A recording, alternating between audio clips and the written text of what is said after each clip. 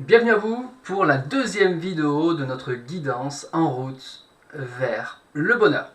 Alors, vous avez dû très certainement suivre la première vidéo. En tout cas, si vous arrivez ici, je vous invite à aller voir la première vidéo pour récupérer le document PDF qui est une introduction où il y a beaucoup d'éléments. Je vous invite à aller sur cette newsletter et vous récupérer le premier PDF parce que ces éléments sont très importants justement pour le calcul, par exemple ici, du chemin de vie, puisque aujourd'hui nous allons voir la description des chemins de vie allant de 1 à 9 et ensuite de 11, 22, 33, 44 qui sont des maîtres nombres, qui sont très éléments. Moi je les prends en compte bon, c'est vrai qu'il y a beaucoup de gens qui vous enseignent la numérologie qui ne prennent pas en compte ce que l'on appelle les maîtres nombres. Bon, déjà premier élément. Deuxième élément très important, c'est qu'il vous faut absolument la méthode de calcul que je vous donne dans le PDF justement, et même je vous réexplique en vidéo d'ailleurs, comment faire le calcul, comment faire les bons calculs. Parce que sur internet, effectivement, il y a plusieurs calculs pour calculer le chemin de vie d'une personne à la base qui est tirée de la base de votre date de naissance, juste votre date de naissance, suffit. Vous avez plusieurs méthodes de calcul sur internet, mais alors elles vont se recouper, effectivement, mais malheureusement, dans certains cas, on ne trouve pas exactement le même nombre, et c'est là où ça peut faire défaut.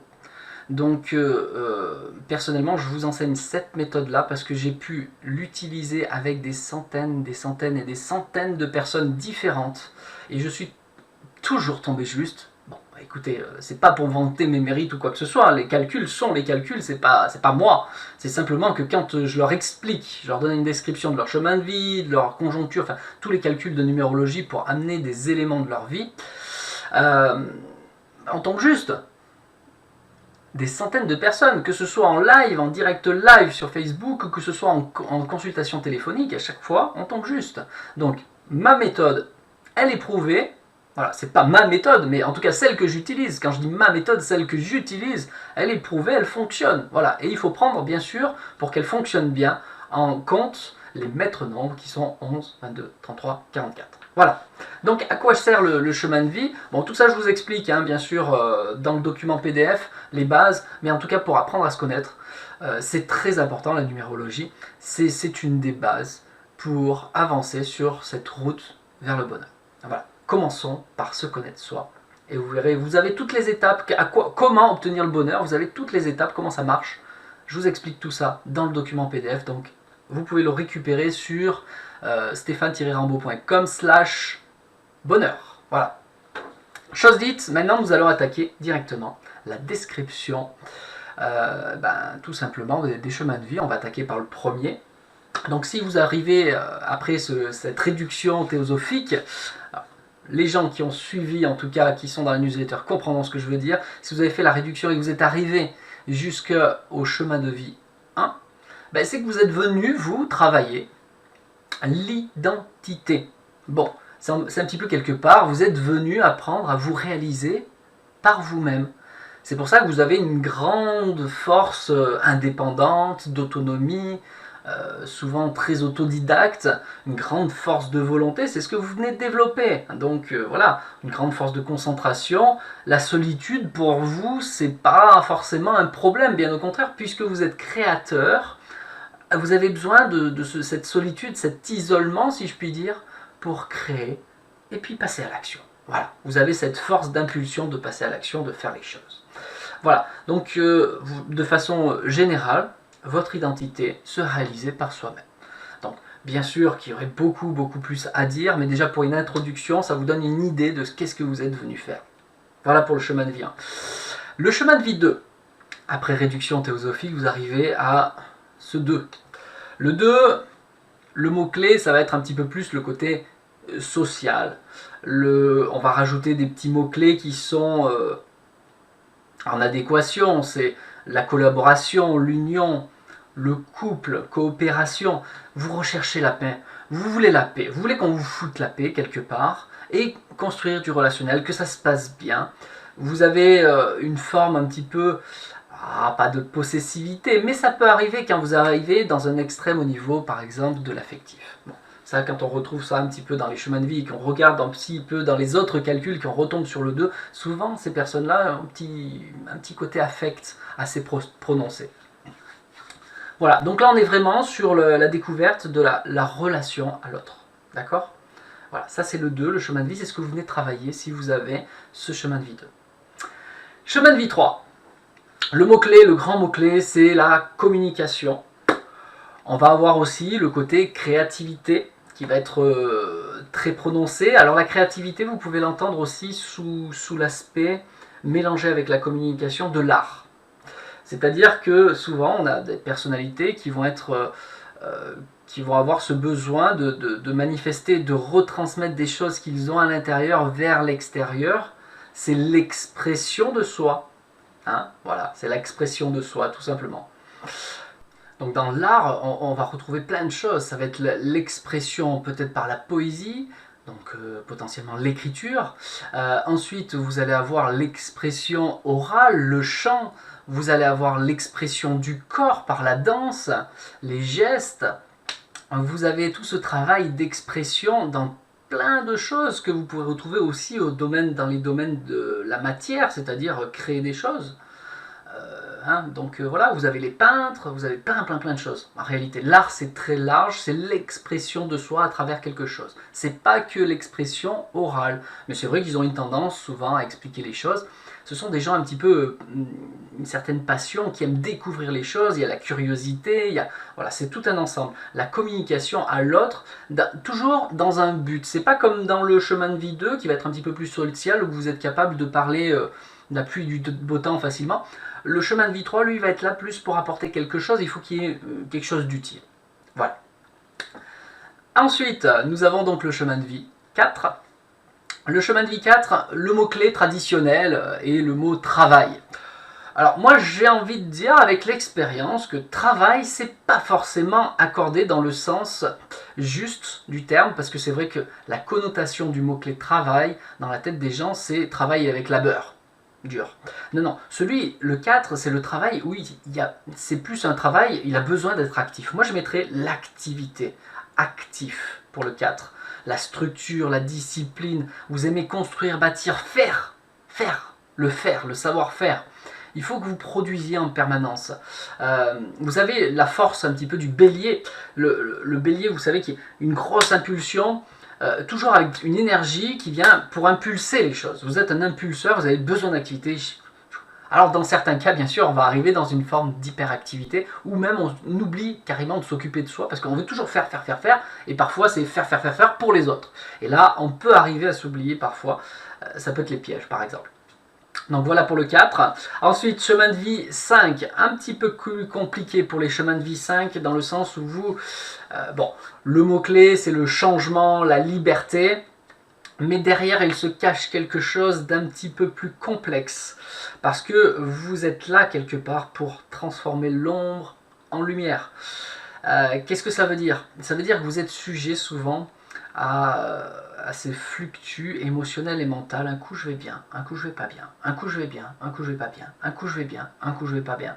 Et dans des extrêmes, on arrive à ce que l'on appelle, comment on appelle ça d'ailleurs, la bipolarité. Quand ça se fait sur une seule journée, plusieurs fois je monte, je descends, je monte, je descends, je change d'avis en permanence. Ça devient un brouhaha quand on arrive à là. Donc souvent on retrouve ces personnalités un petit peu changeantes. Vous voulez quelque chose, vous êtes en train d'aller sur le chemin pour le faire, vous êtes presque arrivé, mais vous voulez déjà autre chose. Et du coup vous n'arrivez pas jusqu'au bout, et vous passez à autre chose, et ainsi de suite. Et ça peut poser des difficultés, et les gens à côté de vous peuvent avoir du mal à vous comprendre du coup. Voilà. Donc même vous avec vous-même, c'est possible. Donc le chemin de vie 5, c'est l'un des chemins de vie, de mon point de vue, les plus compliqués, parce que vous venez travailler le changement, mais pas que le changement extérieur, c'est le changement intérieur. Et ça, c'est l'une des choses les plus compliquées, effectivement, c'est un petit peu ce travail sur soi. Donc, il y a un travail. Mais l'avantage, c'est que ceux qui passent le cap, ce cap de transmutation, c'est vraiment le chiffre de la transmutation, ceux qui transforment, qui attirent l'essentiel des événements, l'essentiel de leurs émotions, l'essentiel de leur mental, pour en faire quelque chose, des vertus, ceux qui passent ce cap, qui arrivent à vraiment en faire quelque chose dans cette incarnation, derrière, au lieu de transformer l'ombre en lumière pour eux, ça devient des gens qui vont transformer l'ombre en lumière pour les autres. Et souvent, malheureusement, ils le font avant de s'occuper d'eux, ils commencent à le faire, sauf que, il y a des difficultés qui se posent, c'est parce que vous n'avez pas passé le cap pour vous-même en premier. Le chemin de vie 6. Alors, le chemin de vie 6, là, ici, on arrive dans le, on va dire, mot-clé harmonie. On arrive dans une certaine harmonie. Vous êtes, les mots-clés aussi, c'est la famille, le service. Vous êtes quelqu'un de responsable. Vous êtes capable de vous adapter facilement aux personnes, aux situations qui arrivent. Vous avez une grande force d'organisation. Vous êtes capable d'améliorer les choses. Voilà, vous portez les gens un petit peu comme un groupe, comme une famille. On peut retrouver les enseignants, par exemple, hein, là-dedans, les mamans au foyer aussi. On peut retrouver les responsables, les managers aussi. Voilà, vous avez cette force de tirer l'autre vers le haut, de lui donner une direction, de l'accompagner, de porter un groupe de personnes. Voilà, tout simplement. Donc, c'est déjà quelque chose, on va dire que c'est le chiffre de la responsabilité. Ensuite, nous avons donc le chemin de vie 7. Chemin de vie 7, la spiritualité, la connaissance de soi, l'éveil intérieur. Vous avez une forme de curiosité, vous avez une grande force d'analyse, de réflexion, vous voulez aller au bout des choses, vous allez comprendre des choses, vous avez besoin de comprendre les choses. Alors ça, c'est dans la première étape de ce chemin de vie, parce que la finalité, en fait, c'est de vous retrouver en tant qu'âme et non plus en tant que mental. Quand vous arrivez à cette étape-là, vous pouvez passer au chemin de vie suivant dans une autre incarnation. Bon, voilà, en tout cas, c'est la connaissance de soi, la spiritualité, l'éveil de certains sens, etc. Bon, il y a beaucoup de choses qui peuvent se passer dans le chemin de vie 7. Voilà, en tout cas, ça peut être aussi, attention, parce que comme vous êtes quelqu'un qui peut être parfois un petit peu tatillon, c'est là où ça peut causer des problématiques dans votre côté action, puisqu'il y a un gros manque de confiance en soi qui peut apparaître. Voilà. Mais on peut retrouver, les gens qui dépassent cela, on peut retrouver en chemin de vie 7 de très bons entrepreneurs. Hein. Voilà. Ensuite, nous avons le chemin de vie 8. Ah, alors là, le chemin de vie 8, c'est des mots-clés exceptionnels. J'aime beaucoup le chemin de vie 8, forcément. Et tout le monde aimerait, quelque part, quand je vais vous dire les clés. C'est abondance, réussite. C'est un petit peu le rayonnement. Le rayonnement, c'est un petit peu à l'image du lion. Le lion qui rayonne, qui avance. Le monarque, c'est le chiffre de la chance, quelque part. Ou de la malchance, dans le sens où si vous faites vraiment les choses avec le cœur, vous avancez intuitivement, vous avancez avec une grande confiance en vous, vous avancez, ça, tout se déroule comme un tapis rouge devant vous. Par contre, si c'est un petit peu le contraire, que vous n'êtes pas très actif, que vous avez un petit manque d'ambition, beaucoup de manque de confiance en vous qui apparaissent, alors là pour vous c'est le chiffre de la malchance, parce que vous en ramassez plein la gueule. Parce que c'est vraiment, si vous êtes dans les bonnes conditions vibratoires, tout vient à vous, il y a l'attraction qui est là, le feu de l'attraction, vous attirez les choses à vous d'une façon exceptionnelle. Quelqu'un qui devrait monter une entreprise par exemple, en même temps que vous, dans le même domaine, vous avez même structure d'école, vous avez même éducation, vous avez tout pareil, lui va ramer 3 fois plus que vous. Pour vous, ça va être simple de réussir. Pour lui, pour arriver à quelque chose qui fonctionne, il va travailler 3 fois plus que vous. Voilà, c'est pour vous dire la force qu'il y a derrière dans le chemin de vie 8, si on est dans une aspiration plutôt positive et libérée. Voilà. Donc voilà ce que je vais vous dire pour le 8 en introduction. Ensuite, le chemin de vie 9. Le chemin de vie 9, c'est le 9, c'est un petit peu l'ascension. On arrive vers un accomplissement. Vous êtes quelqu'un qui est doté de ce qu'on pourrait appeler la compassion. Vous êtes venu vous accomplir pour aider les autres. Voilà. C'est le don de soi. Mais attention, là aussi encore un piège que l'on peut apparaître et que l'on voit de façon récurrente. Les chemins de vie 9 tombent souvent dans le panneau de ce que l'on appelle le sacrifice. Vous n'êtes pas là pour vous sacrifier, vous êtes là pour être disponible dans les domaines qui vous conviennent, qui vous portent. Mais dès que vous dépassez ce seuil, très facilement, comme vous êtes dans le don de soi, vous êtes toujours en train de dire oui, oui, oui, vous ne savez pas dire non par exemple. Voilà. Et donc vous vous retrouvez que vous bouffez votre énergie dans des choses qui vous sont complètement inutiles et qui ne vous apportent rien à vous. Et vous y perdez, c'est le sacrifice. Dès que vous êtes dans ce sacrifice, vous passez à côté de quelque chose, vous bouffez votre énergie pour rien. alors que vous pouvez aider davantage là où vous êtes compétent, là où, ce pourquoi vous êtes fait. Bon, ça, pour aller voir un petit peu ce que vous êtes fait, ce pourquoi vous êtes fait, il faut aller voir dans d'autres calculs qu'on appelle les conjonctures par exemple. Donc il y a plein d'autres calculs, d'autres interprétations à rajouter à ce don de soi, et là on voit un petit peu plus pourquoi vous êtes fait. Mais voilà, bon, ça c'est propre pour tous les chemins de vie, hein. Je vous ai donné quelque chose de général pour tous les chemins de vie. Mais voilà, donc le 9 en tout cas, le chemin de vie 9, vous êtes quelqu'un de très généreux, et attention au trop généreux, parce que c'est aussi, ça peut devenir négatif, aussi négatif que d'être pas généreux, voire plus négatif d'être trop généreux, parce que vous faites tout pour les autres, vous n'avez jamais rien pour vous, et du coup, ben, ça ne fonctionne pas pour vous en fait, hein. Voilà. Vous arrivez à un moment donné, vous êtes déçu, tout simplement. Hein, déçu des gens, déçu de l'extérieur.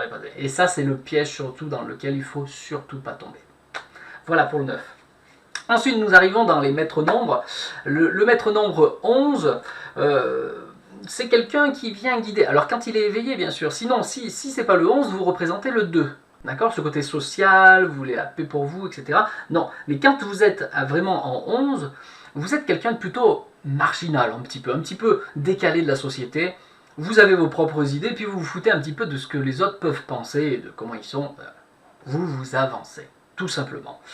Donc, ce côté un petit peu marginal va porter, quelque part, va vous porter par rapport au regard de certaines personnes. Pas tous, parce qu'il y en a, c'est soit on vous aime, soit on vous aime pas. C'est très simple. Hein. Si cette marginalité plaît, cette personne va vous regarder avec des grands yeux. Hein, il a commencé à avoir une force d'attraction qui se fait. Et là, il va vouloir commencer à prendre exemple parce qu'il sent qu'il y a un manque. Lui, il manque quelque chose et il a envie que vous lui apportiez quelque chose. Et c'est là où vous rentrez dans une forme de guidance. Alors, première étape, j'inspire les gens. Deuxième étape, je guide certaines personnes. Et troisième étape, je soigne les personnes. Alors soigner, ça peut être par le magnétisme, mais pas forcément. Le soin, ça peut passer aussi par de la guidance, pour la psychologie, pour l'émotionnel, pour beaucoup de choses. On va retrouver beaucoup de thérapeutes, chacun sa forme de thérapie, dans les chemins de vie 11. Voilà, guidance et thérapie. Ensuite, nous avons le chemin de vie 22. Chemin de vie 22, ce sont un petit peu des bâtisseurs, ce sont des personnes qui vont se mettre à l'œuvre. Vous voyez que 2 plus 2 égale 4, hein. On a ce côté actif, constructif, travailleur, mais là c'est décuplé si vous voulez. Là vous n'allez pas construire pour vous ou votre cercle familial, vous allez faire de façon bien plus large. Vous êtes capable de créer des grosses associations, des grosses sociétés, des entreprises. Ouais, il y a quand même ce côté travailleur qui est derrière, actif, mais c'est une construction, vous construisez les choses pour les autres, de façon plus large, bien sûr pour vous aussi, hein, mais pour les autres. Vous construisez, vous bâtissez des lieux, des lieux de rencontre, enfin, il y a plein de choses. Pour ça, je vous parle d'association, parce que ça parle, hein, vous êtes quelqu'un qui crée une association pour assembler un peu l'œuvre, par exemple, de Coluche, qu'a fait Coluche, sachant que lui il était en maître nombre 11, mais en fin de vie, il a accompli une œuvre de chemin de vie 22. C'est pour vous donner l'exemple. Les Restos du Cœur. Voilà. Alors, je ne vous dis pas que vous allez construire forcément un gros truc comme ça, hein, parce que vous n'êtes pas médiatisé, etc. Mais vous êtes capable de faire ce genre de choses, en tout cas. Voilà, en 22. Vous vous bâtissez pour amener vos fédérés, amener vos grands idéaux à quelque chose, pour apporter quelque chose pour les autres. Voilà. Ensuite, le 33. Alors là, le 33, c'est un petit peu l'enseignant, l'éveilleur de conscience. Et parfois et souvent, ils ont cette particularité d'être en tant que maître nombre 33, avoir un maître guérisseur. Il y a des maîtres guérisseurs qui naissent sous le 33, et ce sont de très grands guérisseurs. Donc là, je vous parle de ceux qui sont magnétiseurs, qui font des soins énergie à distance. Je vous dis pas qu'on peut pas le faire dans d'autres nombres, hein, d'accord, hein, il faut regarder toutes les particularités. Il n'y a pas que le chemin de vie qui compte, hein, d'accord. Mais c'est important de dissocier, c'est que les maîtres nombres sont revenus sur Terre pour aider et accompagner de l'humanité quelque part. Donc c'est pas anodin qu'ils ont une force, une énergie un petit peu plus puissante. Voilà.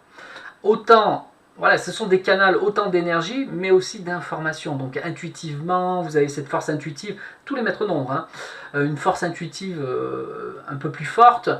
Vous avez aussi le côté médiumnité qui est souvent ouvert, pas chez tous, hein, chacun à sa façon. Encore une fois, chacun ses particularités, mais il y a une grande force derrière, intérieure, qui est là, présente. Donc l'éveilleur de conscience pour le 33, Voilà, c'est l'enseignant, il vient transmettre, c'est souvent des leaders, ce sont des gens qui sont capables de créer de belles entreprises aussi, hein, bien sûr. Euh, Beaucoup de choses, même individuelles. Vous êtes très autonome aussi. Hein, voilà, vous avez une capacité de réflexion. Vous retrouvez ce 3. Hein, vous êtes tellement curieux, tellement dans la créativité. Vous faites les liens avec tout. Ça devient assez facile. Et puis cette force d'énergie qui est là, qui vous porte dans tout. Le 33, c'est aussi une force de la chance. Hein, très sincèrement, quand quelqu'un est en 33, souvent ils ont la chance. Alors c'est pareil. Hein, comme pour le chemin de vie 8, hein, soit vous avez l'abondance, soit c'est le contraire, quoi. Très simplement, c'est que vous n'êtes pas sur votre chemin de vie, tout simplement. Quand vous avez le contraire, vous n'êtes pas sur votre chemin de vie. Mais ceux qui vraiment accomplissent leur destinée en 33, bah, c'est toutes les portes qui s'ouvrent, quoi. Pour vous, c'est facile. Vous ne travaillez pas, par exemple. C'est toujours avec passion, avec joie, bonne humeur. Vous avancez. Et pour vous, c'est normal. Vous êtes dans la créativité, vous avancez en permanence. Et vous êtes là pour tirer les autres vers le haut. Par l'exemple, par la communication, retransmettre les données, les prises de conscience que vous avez au fur et à mesure. C'est ça, l'éveil de conscience. Plus il évolue, plus il transmet. Voilà.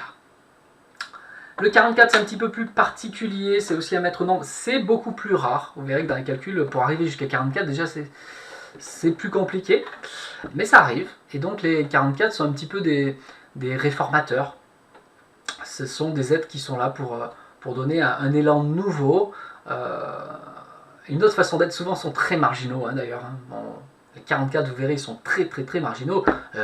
C'est dur de les faire bouger d'ailleurs. Hein. Alors 44, n'oubliez pas, hein, 4 plus 4, c'est 8. Hein, et pareil, hein, c'est soit vous bougez concrètement, parce que vous pouvez avoir... Je connais des 44, ils ont une force de marginalité exceptionnelle, mais ils ne la mettent pas au service. Ils la mettent au service de l'humanité, mais pas forcément... comme ils le pourraient. Et c'est là où ils prennent des baffes par l'univers. L'univers vous rappelle en continu que ça va pas là. Il manque quelque chose, tu n'es pas actif, quoi. Tu pourrais être plus actif que ça. Et quand tu n'es pas plus actif que ça en 44, malheureusement, bah, tu te prends des vestes. Voilà, pareil. Hein. Mais c'est pour tous les chemins de vie. Hein. Quand vous ne respectez pas votre chemin, votre destinée, ce pourquoi vous êtes venu vous accomplir, vous prenez des vestes, hein, les gens. Hein.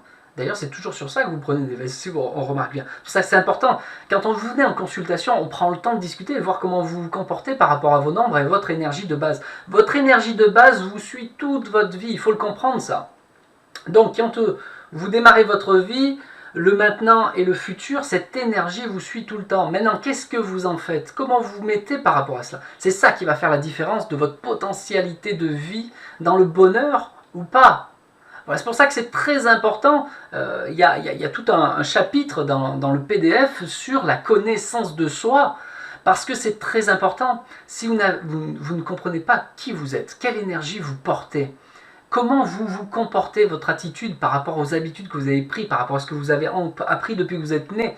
Vous avez pris des choses qui ne vous appartiennent pas forcément. Et si vous ne vous sortez pas de ces schémas qui ne vous appartiennent pas, malheureusement, vous passez à côté de votre destinée et de votre façon d'être, de qui vous êtes vraiment. C'est pour ça que c'est élémentaire de se connaître dans un premier temps et de se retrouver soi dans la profondeur.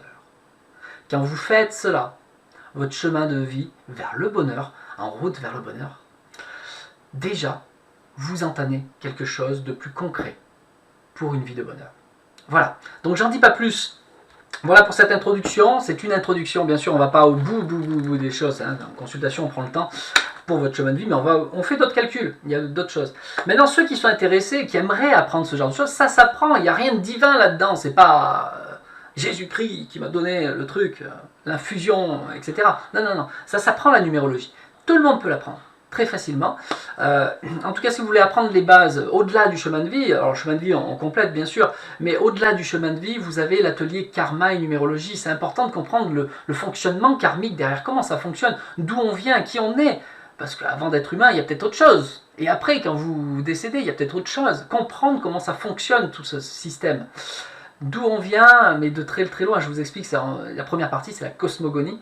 La deuxième partie, on rentre sur le sujet du karma. Donc là, on voit vraiment comment ça fonctionne à titre individuel et à titre collectif.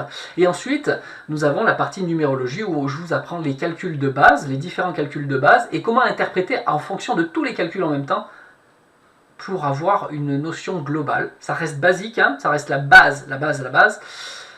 Pour ceux qui veulent aller plus loin, après, il y a un deuxième niveau. Là, pour ceux qui veulent en faire plus quelque part une forme d'accompagnement. J'ai des gens aussi qui travaillent dans les hôpitaux qui utilisent ça. Ils regardent la date de naissance. Du coup, cette formation, elle est radicale parce que après, vous voyez juste la date de naissance de la personne. Ben, les infirmiers, ils ont la date, hein, ils ont tout.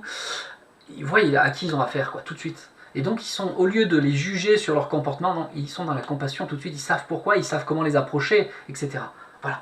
Donc, ça change tout. Je vous invite à aller voir, hein, si ça vous intéresse ce genre de domaine, allez voir sur mon site stéphane-rambaud.com, c'est l'atelier karma et numérologie.